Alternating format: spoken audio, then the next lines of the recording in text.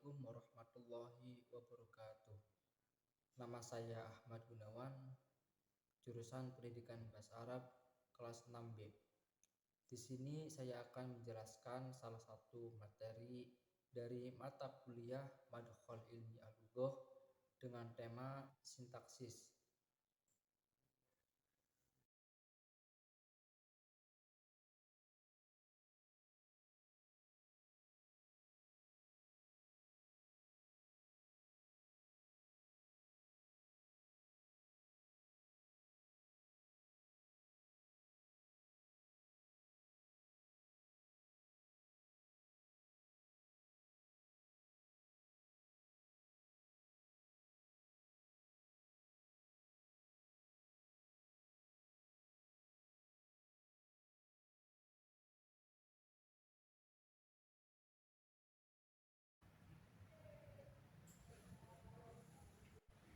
Pembahasan yang pertama yaitu pengertian sintaksis. Secara etimologi, istilah sintaksis berasal dari bahasa Yunani kuno, yaitu sintaksis yang dibentuk oleh dua kata, shin yang artinya bersama dan taksis artinya pengaturan, yang secara harfiah dimaknai dengan pengaturan atau menata secara bersama. Kata sintaksis merujuk istilah untuk bidang ilmu tata bahasa yang bertujuan mengetahui bagaimana sebuah kalimat itu dibangun dan dikonstruksi. Pengertian sintaksis secara terminologi. Istilah sintaksis didefinisikan oleh banyak ahli, salah satunya oleh Chomsky. Definisi yang diutarakan Chomsky dapat disimpulkan sebagai kajian tentang prinsip-prinsip dan proses penyusunan kalimat dalam sebuah bahasa. Penelitian tentang sintaksis pada bahasa tentu memiliki banyak tujuannya tersendiri, di mana susunan gramatikal dapat dilihat sebagai alat untuk menghasilkan sebuah kalimat dalam sebuah bahasa. Istilah sintaksis dalam linguistik Arab disebut bina al-jumlah, tarkib al-ibarah, atau disebut pula nuzum al-jumlah. Dalam terminologi bahasa merupakan studi gramatikal mengenai pembentukan kalimat. Pembahasan yang kedua yaitu objek kajian sintaksis. Menurut Abdul Khair, bahwa hal yang biasa dibicarakan dalam sintaksis adalah yang pertama, struktur sintaksis, mencakup masalah fungsi kategori dan peran sintaksis, serta alat-alat yang digunakan dalam membangun struktur sintaksis itu. Yang kedua, satuan sintaksis yang berupa frasa, klausa, kalimat, serta wacana. Dan yang ketiga, hal-hal yang berkenan dengan sintaksis seperti masalah modus, aspek, dan sebagainya. Yang pertama, satuan sintaksis berupa kata. Secara umum, kata didefinisikan sebagai bagian dari satuan tunggal dalam kalimat bahasa yang dapat diwujudkan dalam bentuk tulisan maupun tuturan. Yang kedua, frasa. Frasa juga didefinisikan sebagai aturan gramatikal yang berupa gabungan kata yang bersifat non-prediktif.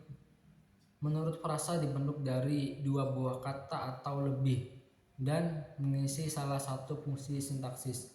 Frasa dibagi atas beberapa jenis, antara lain frasa aksentrik, frasa endonsentrik, dan frasa koordinatif. Yang keempat, frasa apostif. Susunan kata dalam bahasa Arab disebut murakkab atau tarkib. Ada 6 macam murakkab, yaitu murakkab isnadi, idofi, bayan, alfi, dan majasi, dan adadi. Selanjutnya, klausa. Klausa merupakan satuan gramatikal berupa kelompok kata sekurang-kurangnya terdiri dari atas subjek dan predikat, dan berpotensi untuk menjadi kalimat. Secara organisatoris, teknik lebih kecil daripada kalimat, tetapi lebih besar daripada frasa. Yang selanjutnya, kalimat-kalimat adalah satuan bahasa berupa kata saja atau rangkaian yang dapat berdiri sendiri dan menyatakan makna yang lengkap. Selanjutnya, wacana. Wacana merupakan tataran tertinggi dalam hierarki kebahasaan dan bukanlah kumpulan kalimat secara acak, tetapi satu kesatuan. Wacana dalam terminologi ilmu kebahasaan Arab disebut al-khitab, tapi terkadang disebut pula hadisun.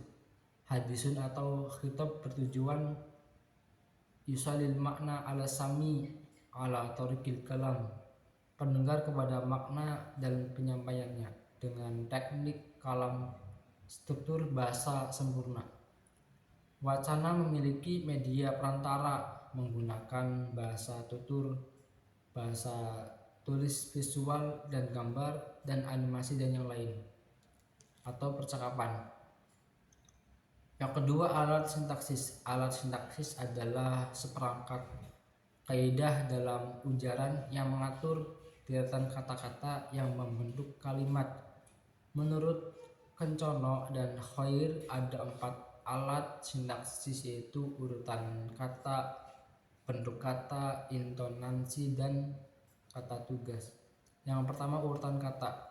Urutan kata adalah posisi kata yang satu dengan kata yang lain dalam sebuah konstruksi sintaksis. Yang kedua, bentuk kata. Bentuk kata dalam bahasa Indonesia berperan penting dalam menentukan makna kalimat. Bentuk kata ini biasanya diperlihatkan oleh afiks atau imbuhan. Afiks dalam bahasa Indonesia mempunyai makna gramatikal bermacam-macam.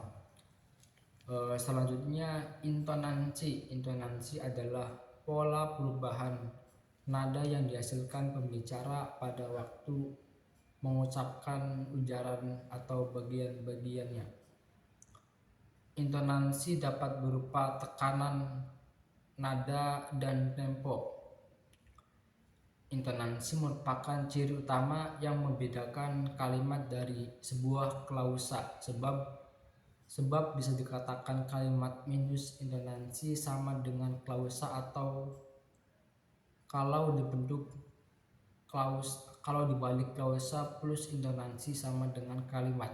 Jadi kata intonasi dan sebuah kalimat ditanggalkan, maka sisanya yang tinggal adalah klausa. Selanjutnya, jeda. Berdasarkan hasil penelitian, jeda merupakan alat sintaksis karena apa? Karena jeda juga dapat menyebabkan terjadinya perubahan makna dalam suatu konstruksi. Jeda atau persendian berkenaan dengan hentian bunyi dalam arus ujaran. Selanjutnya, kata tugas. Batasan dan ciri kata tugas. Kata tugas hanya mempunyai arti gramatikal dan tidak memiliki arti leksikal. Arti suatu kata tugas ditentukan bukan oleh kata itu secara lepas, melainkan oleh kaitannya dengan kata lain dalam frase atau kalimat. Ciri dari dalam tugas adalah bahwa hampir semuanya tidak dapat menjadi dasar untuk membentuk kata lain.